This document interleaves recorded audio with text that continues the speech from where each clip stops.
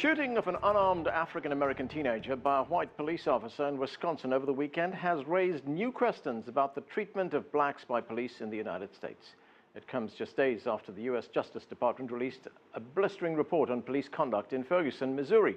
But is the treatment that the Justice Department describes an isolated incident, or is it part of a greater problem? We begin with this report from CCTV's John Gilmore.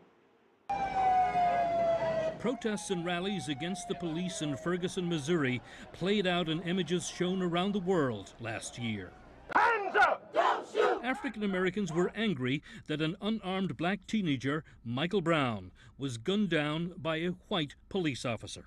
The officer claimed to have fired in self-defense and was not charged. Good afternoon. Then last week, the United States Justice Department issued a hard-hitting report on law enforcement practices in Ferguson. A community where both policing and municipal court practices were found to be disproportionately harmful to African American residents. Although Ferguson has a 67% African American population, the report found that over a 2-year period, blacks accounted for 85% of traffic stops. They were issued 90% of citations and made up 93% of arrests. People feel under assault and under siege by those who are charged to serve and to protect them. The President of the United States called it a broken and racially biased system. It systematically was biased against African Americans in that city who were stopped, harassed, mistreated, abused, called names. And just days after the damning report was released, there's a new incident with echoes of Ferguson.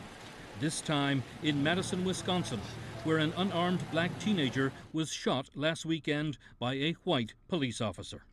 The shooting took place after a reported confrontation inside a private home. Protesters are again demanding justice as another investigation gets underway.